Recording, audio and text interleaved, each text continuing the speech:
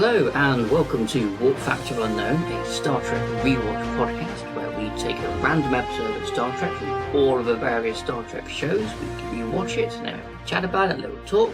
My name's Dan and I'm joined today by my co-host Tom. Hello everyone, nice to be here again. We are discussing the episode Lost and Found, Prodigy, Season 1, Episode 1.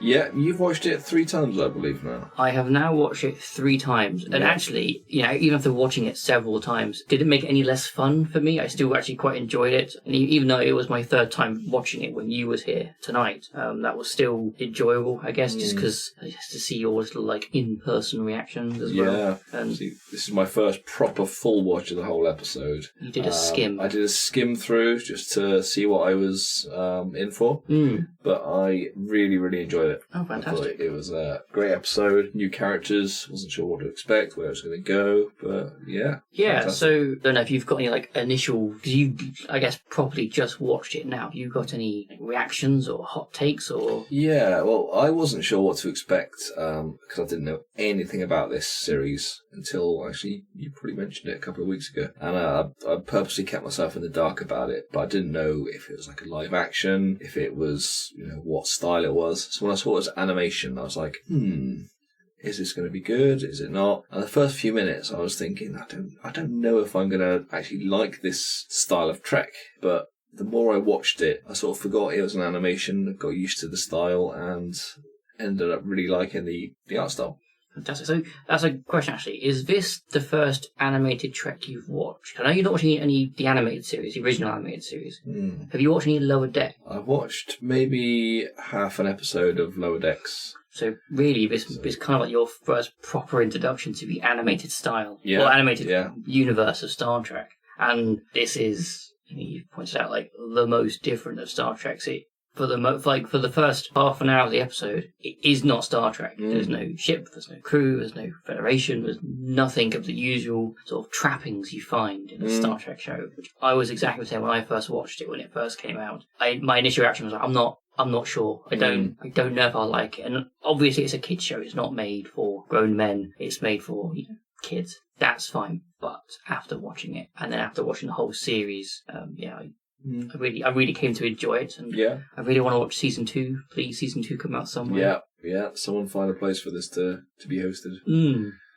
First thing I sort of picked up on was the intro music and just the music sort of throughout. It reminded me quite a bit of the 2009 movie, the Abrams movie. Yes. It had that sort of dun dun dun dun dun dun dun, that sort of dramatic, high energy kind of vibe to it. And I really quite liked it. I wonder if that was an intentional choice to make it a bit more exciting and dramatic. Yeah, I don't know. So. Yeah. It definitely had the feel of a more modern sort of Star Trek franchise than say, it wasn't so much based on TNG or original series. It definitely felt more modern. That's much. I actually I read a comment on, I think it was a Star Trek subreddit, and people were talking about Prodigy, and someone likened it. They said they were talking about the series as a whole, the entire series of Series 1, and they said that the beginning of the series felt very much like some of the animated Star Wars shows. I don't know if you've ever seen those, like the Clone Wars or Rebels, and it sort of transitions into more Star Trek feeling show. And I was like, oh yeah, I didn't notice that. There's always a very obvious tonal shift they do throughout the entire series, where maybe you'll go away and watch the whole thing, and it does. They do eventually sort of become a bit more crew-like, and they go on not quite away missions, but we go on, I guess, quests, I suppose, or missions. And they sort of become a bit more Star Trek-y, as it were. Be interesting to see if they follow the sort of, are they going to have one continuous theme running through the series? Can you kind of see with the characters in this one, you can almost see that happening? Or are they going to be just do one episode at a time, little standalone? So it will be interesting to see how that. That's a question, because obviously, what did you think of the story, and where do you think the story is going to go? So the story, as I see it, the daughter, Gwen, I can imagine she is coming around to the fact she has now escaped into the stars, and I'm interested to see where her character sort of goes. What she has to deal with in regards to her absolutely crazy father. The man who lives in a tube. Yes. Get me my prize.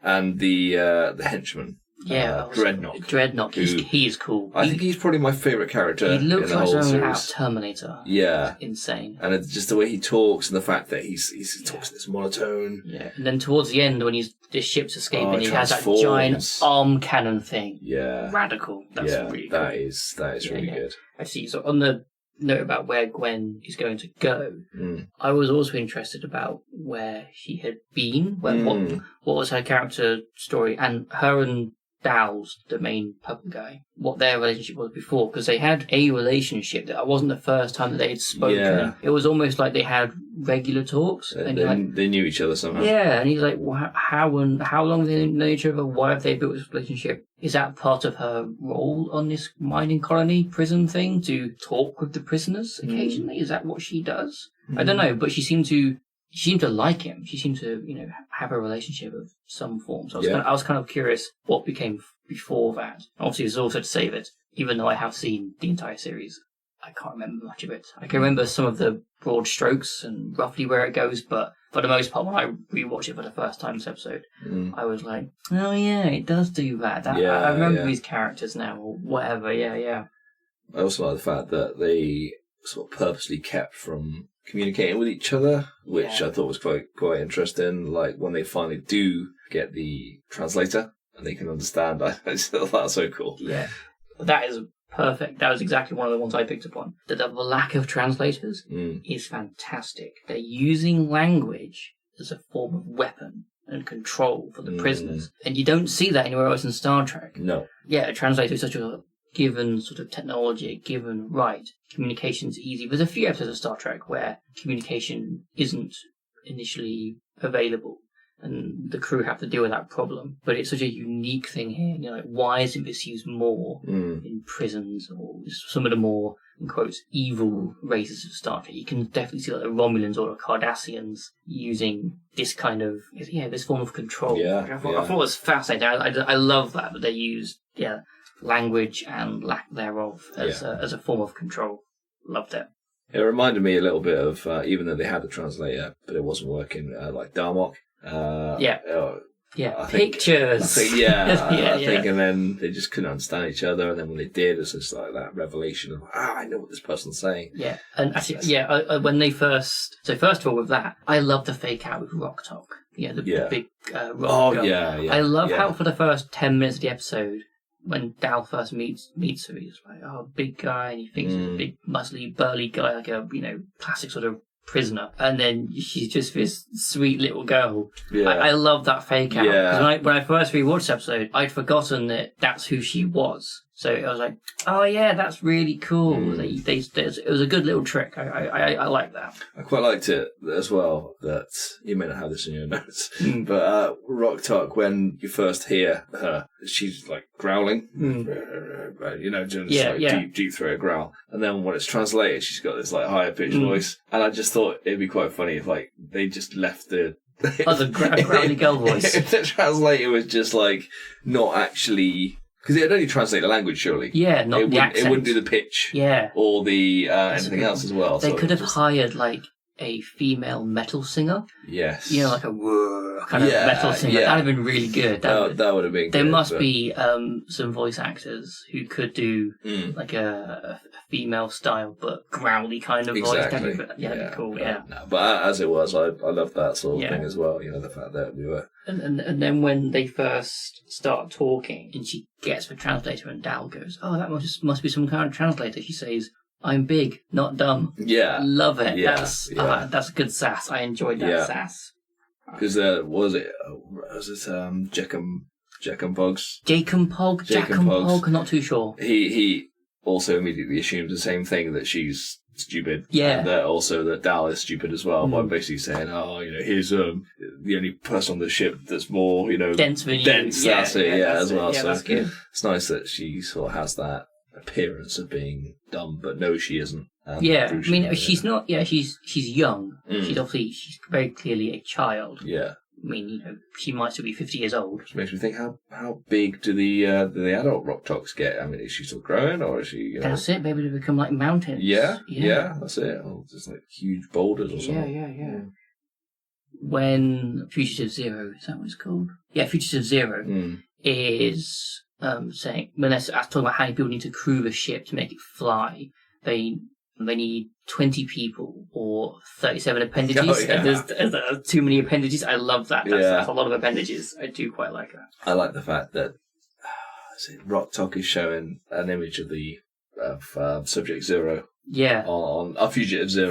On land. And he says, no, you haven't caught him because he's so small. Yeah. That's good. I enjoyed that. Yeah. And I think we can talk a lot about when these characters first start talking. Yeah. And Jake and Pog, he speaks in the third person a lot. He's like, Jake and Pog, hey, I think this. You couldn't do anything about me, sort of thing. I love that. I like that was a nice little character trait. Again, it's that sort of showing that the universal translator, it doesn't translate things perfectly as we would interpret them. So, him still being in third person, really quite enjoyed that. He is, I have to say, the one character I don't feel that attached to at the moment. I don't know why, he just doesn't fit what I came to expect of the episode. All the other characters are great. Dal, Dreadnought, fantastic. Gwen, really good.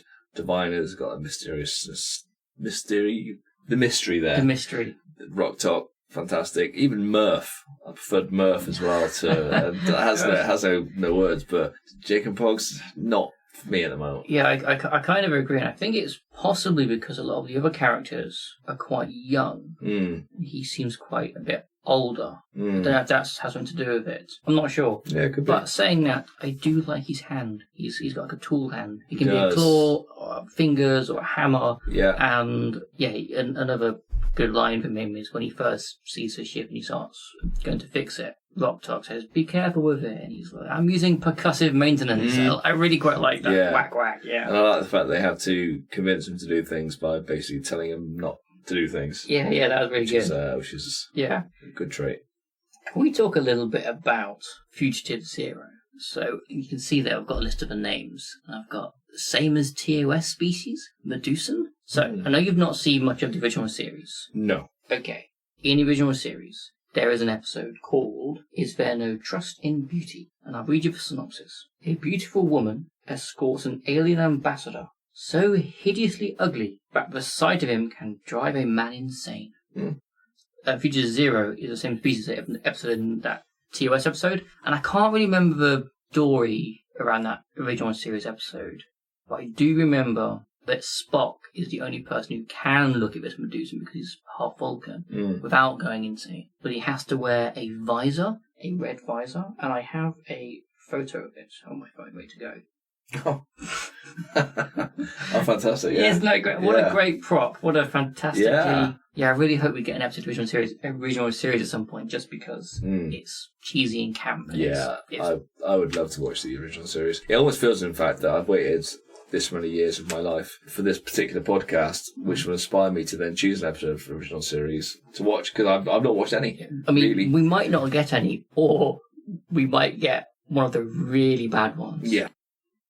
The setting, where this mining colony is, and kind of the time period it's set in. So, quite early on in the episode, when that cat prisoner is being delivered, which is a very cute character, but the person delivering them is a Kazon. Do you know who Kazon are? Kazon, DS9? No. Voyager, like the early series, they're like the Delta Quadrant Klingons, basically. Right. And they're like the recurring bad guy for the first few seasons, I think, until the Borg become the thing. So he's a Kazon. So you think, okay, are we in the Delta Quadrant? Because we don't see any of apart from the Medusan, any of the recognizable species. Not that I picked up on anyway. So if we are in the Delta Quadrant, why is there a Federation starship here? Yeah. Why has it got no crew? Where are they? All these wonderful questions about what is going on. And if I remember rightly, the end of Series 1 doesn't fully answer most of its questions. And then also about the time. When is this set? In my mind, it has to be post-Voyager. Yeah. Because Janeway's become a hologram. So she must have returned to Earth, become Admiral Janeway, and they're then going to make this next generation of ship with her installed, I think. I don't know. Does she introduce herself as Admiral Janeway in the episode, or did she call herself Captain Janeway? I think she says holographic Janeway. Okay. I haven't got a point on that, actually. So Janeway gets summoned when Rok-Tahk says the word help. Mm. And she's like, I'm your holographic Janeway here to help you in whatever, in your training mission or whatever. So is holographic Janeway the 24th century version of Clippy? Could well be. He's almost like Rok-Tahk has basically pressed the 24th century equivalent of the F1 key. Yes. And Clippy has emerged. Or in this case, Janeway. Oh, Janeway. Yeah. So yeah. I think holographic Janeway is Clippy. Yeah. Would you like some help with that? Basically what she says, she comes up and she's like, well, how can I help you? Yeah. I see you're trying to fly a starship. And you're like, no, it's all right. We don't need any help, thank you. Yeah. And then you're like, you see it, like, yeah. But so on a more serious note about Janeway and her being there is like serious note about Clippy. Serious Clippy. Clippy Janeway. Mm. It's almost kind of back to like, what's the purpose of the ship? It appears to be a sort of a prototype ship, because I showed you at the end because it had that third nacelle. Mm. So it appears to be some kind of prototype ship or a new exploratory kind of ship that goes into deep space. Maybe it's got that new nacelle so it can travel to the Delta Quadrant. Mm. Maybe. Mm. But the way Janeway introduces herself, it's almost like it's a training ship. She's talking to a bunch of cadets. So you think, okay, well, why is... This ship doesn't look like a training ship, but maybe it is a training ship. What was it doing there? What was it doing there? I don't know. Beneath the jail? Yeah, I mean, maybe it's entirely also possible that I'm just reading far too much into a children's TV program. I don't know. I think there's grounds for... There's a mystery there. But what I liked about the episode as well was when he tried to escape. And you can see that I think they imply that he's tried to escape many times. But just I like that he got so close to hitting it, almost like like iced over almost, or he just is very close to a dome. I guess some kind of dome. Yeah, and that makes me think if he had gone like a few feet further, would he have escaped that dome and been it, or would it have? I mean, yeah, because he escaped in basically a truck. Mm. It didn't have engines as such. I assume there's no food and things on there. So I mean, you said you'd figure it out, but who knows? Going back to finding the ship, I think it's if he assumed he was a captain, which I really liked. Yeah, I like. Which I don't know yet who will be. It may be him, but I just like the fact that maybe it could be Murph. It could be. It could be Murph. I hope it's not Jeckham. No. Well, he's obviously the engineer, isn't he? Yeah. And I guess Rok-Tahk is more like chief of security. Gwen, possibly. I think Gwen would be... Yeah, she could be. Would be good. Maybe but then again, at the moment, she's still quite... I don't know. Yeah, obviously, Patient Zero. What's it called? Fugitive Zero. Yeah. Obviously, like the science officer. Yeah. Yeah, Murph is more like Spock. Yeah. Data's cat. Maybe Dreadnought will have a change of heart and become like Data. Oh, yeah, maybe, yeah. I mean, every, Star Trek show must have, like, the character trying to become more human. So maybe it'll be, it'll be Dreadnought. Actually, about Murph, I got thinking the other day, what does Murph do? So you have this prisoned colony of miners, mining for this crystal ore thing, but also looking for the starship. And then you just see Murph in the background in one shot. It went down first with questions by Dreadnought. Yeah. And he's just there eating a bit of equipment. And then on the starship, it doesn't do anything. It just Murphs about. They've got this prisoner, but it's a ball of goo. Yeah. What does it do? That's true. Apart from eating the equipment. It must have a purpose. Otherwise, they would just get rid of it. Unless they've tried to get rid of it, but it's a bit like chewing gum. It just cannot be gotten rid of. And the more you try and, get rid of this thing, it just doesn't go anywhere. Yeah, it could be immortal. Maybe it's whatever they've tried to do to it. Maybe it's just like Dreadnought's pet. It could be Dreadnought's pet. Yeah, it could well be. But did it talk at the end, or did I mishear that? And I thought in the last few minutes it said something, but I could be wrong. I don't think so. No, if it did, I might have missed it as well. I might have been hearing Rok-Tahk. Rok-Tahk. Right, it was Rok-Tahk. Yeah, I might have been hearing Rok-Tahk talk and mistook it for Murph. What was the cat called? What cat? The cat in the episode. The kid. I don't think it got given a name. No, I didn't do it because the cat creature was in it a couple of times, wasn't it? And it seemed like it'd be important, but we sort of left her behind. Yeah, I know. And in fact, it did a disappearing act at one point because when it first came on, I thought, it's a cat. Really cute. It's going to be like one of the characters in the ship. And then I was like, where the hell's it gone? And it was just like, I couldn't, there was was no it like an animation error, do you think, or a continuity thing? I don't know, maybe I just missed it, but like I missed when they fell down to the second floor of the cave. Oh, and found the ship. We had to pause the episode. What happened? They haven't explained this. And then you said they actually found out a whole new level, so maybe that's what happened to the cat. Maybe just like fell to a whole new level, it went X'd. Yeah. Yeah. Yeah, I don't know. Do you like the look of the Protostar starship? I do. When I first saw it, I thought, that looks similar to Voyager. And I like that. I like the fact that it's familiar, but it's new. Yeah. As you mentioned, it's got that third nacelle as well, so it's all... Yeah, I like the look of it. I thought it looked a bit like the Enterprise E. So, from the last 3 Next Generation movies, and they get the new ship. I thought it was a bit like that. And I really liked on the bridge how it had this massive, huge, almost like a single pane of glass. The display, very open. Yeah. I really liked it. It was nice, open, airy bridge. Didn't feel cluttered or crammed like some other bridges we get. But yeah, I also like the Protostar, and I think the name Protostar is a good name. It's good. It's a good name. Yes, it's Protostar. Yeah. No, I need to watch it again. It's just to see that clip of the ship. But I thought it was great.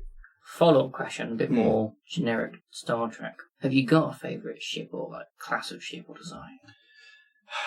Favourite ship for me is probably the Enterprise. D. Which other D? The D. I just NC-1701D. I just like it. It's familiar. It's got a holodeck. Yeah. It's it feels comfortable. Got that nice ambient sound happening in the background. It has carpets. Has turbo lifts. Has great acoustics for flute playing. It's really good for classical music and live theatre. Yes, yeah. So it's got all you need really. The only problem that the Enterprise D does have, they haven't got very good safety around barrels. No, the barrels are an issue. Yeah, they've paralysed at least one member of the staff. Yeah. Is it Worf? It is Worf. Yeah. That you want to commit suicide. Yeah. So we shouldn't laugh about suicide, but that was when it's related to barrels. Yeah. Because it's more just like all the ways that he could have injured a barrel. Yeah. Yeah. So that's quite good. Yeah. So for me, my favourite class of ship is the Intrepid. It's Voyager. I like that ship, and it might be because Voyager, again, was one of the first shows that I watched, but I like it because I'm fairly sure it's explained in the show that the Intrepid class is sort of the next generation from the Enterprise D, so the Galaxy class. And it apparently has all of the capabilities from the science departments to weapons capabilities, speed, and all the rest of it. All the capabilities of the Galaxy class. It has a crew of 1,000 people, but just sort of condensed. I think Voyager's got a crew of 150 or 200. It's a lot smaller, more compact. So it's just it's the Galaxy class. Yeah. Better. So it's the next version. I know they're kind of stupid, but I like the flapping ncells. I like that. I also like the Defiant. Do quite like the Defiant, yeah. Which is good as well. Tough little ship. Tough little ship. I don't know if I've got a least favourite. No, I don't think so. Maybe I probably do. I think my least favourite is the what are they called? The really sort of dumb aliens from Next Gen season. Packlids. I love the Packlids. Yeah, that's the Packlid Why ship. won't it go? Yeah. So I think that's probably my... This is, I guess, minor spoilers. Lower Decks.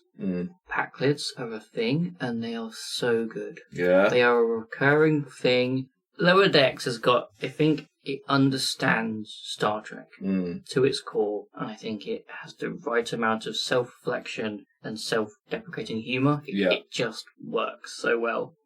I have a few more of my serious notes to talk about. Less of a light-hearted, 37 appendages kind of talk. If there's mining colony, why use slaves? And this is more general in Star Trek, or I guess other sci-fi as well.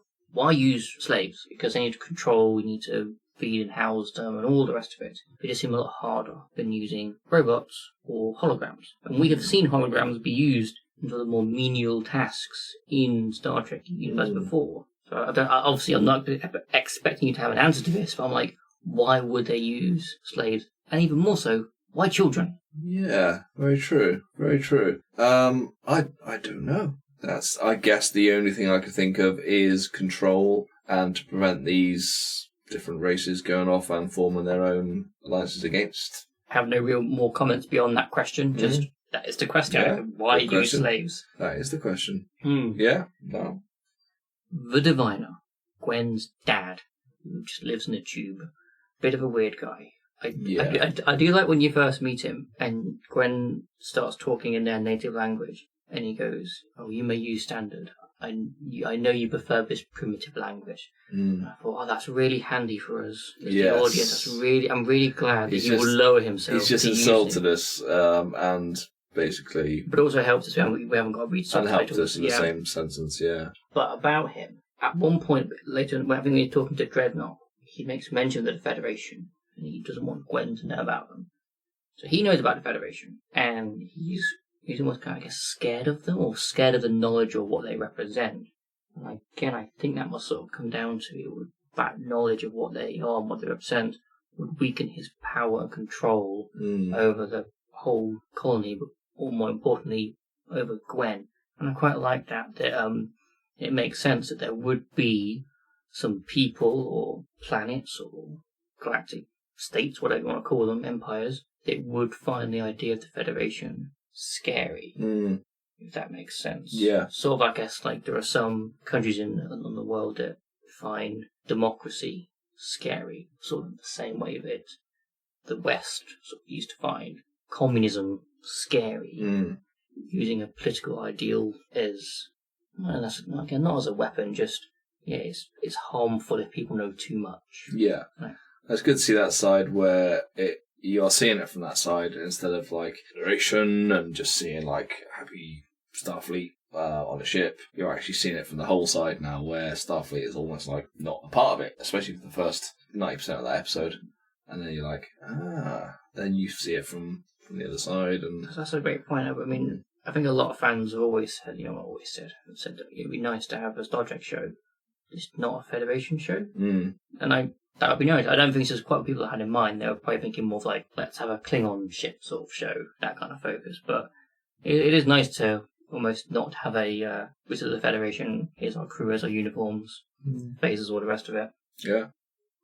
When Gwen and Dal are talking on that dining room, he's eating those lychees, he makes a hint, you're trapped here as much as I am. And he's right. She's as much a slave as anyone else. But she didn't realise it until he sort of said it. And it got me thinking, it's like, we had this chat on the last podcast about Cisco. He was kind of a slave to the Intendant. Yeah. On that, in the crossover universe. And I thought that was a nice, we've got a nice little theme we have running here. Characters in positions of power, but not really in any position of power. They are still controlled. Maybe sort of blocking it from their own minds until someone brings it out to them as actually, do you realise you're trapped here? Okay, shall we do like wrap-up review and then the IMDb? So I'll do what I think of the episode first.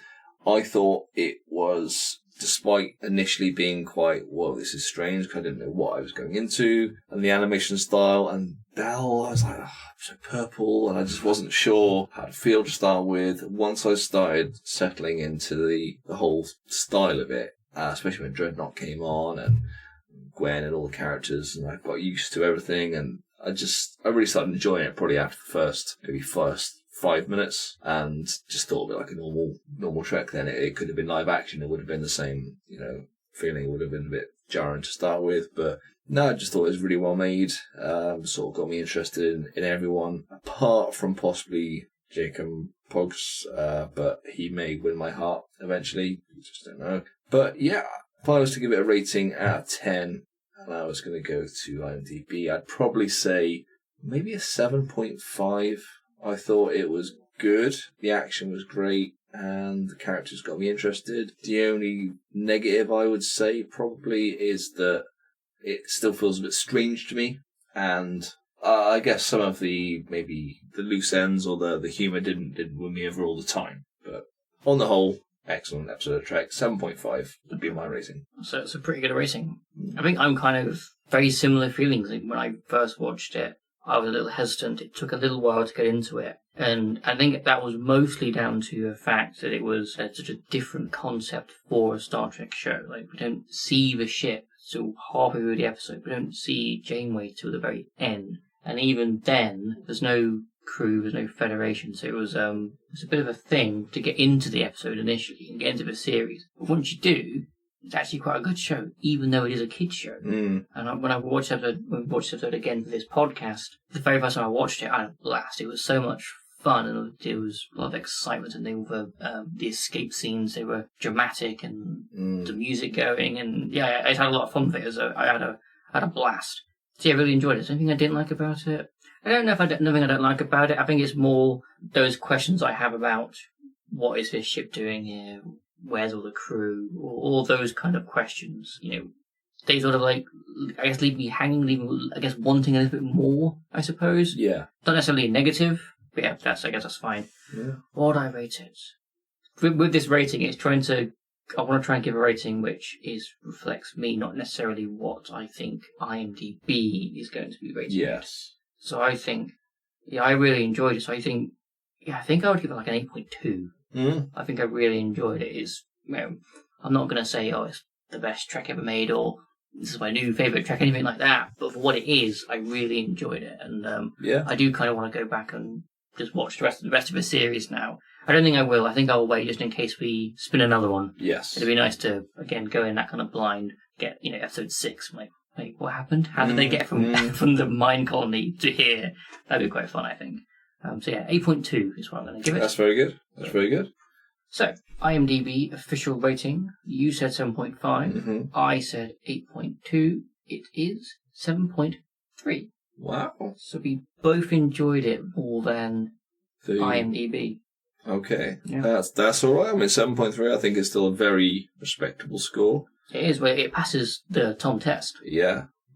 Okay, so now we're going to spin the wheel to see what episode we'll be watching next. So just to remind everyone, we're going to be spinning for the show first. So there are 13 shows all the way from the original series to Next Gen, the recent ones, Picard and Discovery and all the rest of it. So we'll spin first, see what we get, and then go from there. Tom, do you want to spin? I will spin. Engage. We have the very shorts. So these are brand new. Yeah. They're still coming out on YouTube right now. Okay. Me and my partner, we actually watched the most recent one today. Only 4 or 3 hours at the minute. So we've not got much choice in this one. And they are very short. They are like 2 minutes long, 3 minutes long. Yeah, fine. Yeah. How do you feel about a very short? I feel good. I think we've done 2 sort of longer episodes now. I think having a very short one would be good. Yeah, I mean, it'll make the next episode of the podcast, well, also very short. I mean, unless we really go into in depth. I mean, it's entirely possible. Like a sentence breakdown. There was, I do remember, I've seen them all very recently. They've only just come out, so some of them, I think there are a little bits you can sort of jump off some of the little talking points. Not so much, so yeah. Maybe the next podcast will be 5 minutes. Maybe it'll be, I don't know, 50. Who knows? So, we'll find out. But next. So we haven't got a spin for a series because there's only one. There's only one series so far. So we just need to roll or spin 1 to 4. Okay. To see what episode we get. Let's do it. So we're now going to roll for the episode. 1, 2, 3, or 4. Episode 2. Number 2s are always good. Yes, we do enjoy a good number 2. Yeah. Episode 2. Holiday Party. At a first contact day party on the USS Enterprise, Spock is in charge of the entertainment and showcases what he calls a blooper reel, which disturbs the crew. Okay. First question I got for you about this. Other than me saying to you about these very short treks, do you know anything about them? No. Nothing at all? Nothing. No. Fantastic. I didn't even know the shorts, let alone very shorts. The very shorts are also animated, so we're staying in the cartoon world. Okay. We're not going to the real world just yet. And the ones that are set in the original series, so this one, is done in the animation style of the animated series, so the original animated series. I think it's from the 60s. So that kind of, Hanna-Barbera style, Yogi Bear. Yeah. It's that kind of cartoon style. Right. And they recreated it, and I think recreated it quite well. Excellent. I don't know why I'm talking so much about this now, because we're not going to have much content for the next podcast. No, so we save this. So we'll leave this. We could have this actually as part of our... potentially, yeah. So anyway, episode 2 of the very short Trek's Holiday Party. we're going to go away and give that a watch. I think it's like 3 minutes long, and then we'll do our next podcast. In fact, our next podcast, intros and outros, might be longer than our discussion. That'd be fun, wouldn't it? Excellent. Look forward to it. Yeah, me too. Thank you for joining us today on Warp Factor Unknown, where we discuss the episode of Prodigy, Lost and Found. Well, 2 episodes, episode 1 and 2. Hope you join us again next time, where we'll be discussing one of the very short treks, Holiday Party. If you'd like to contact us, please email us at warpfactorunknown@outlook.com. That again is warpfactorunknown@outlook.com. The music we've been using for these episodes is called Starfleet Command by Jeff Harvey, and you can find more of his work on pixabay.com.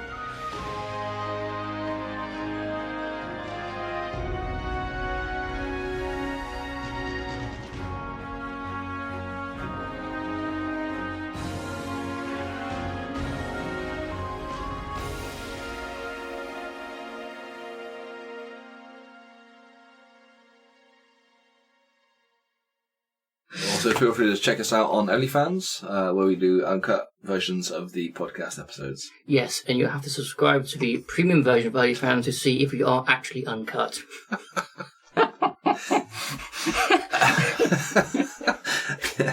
So, I think we should keep that in there. Yeah, I think so too.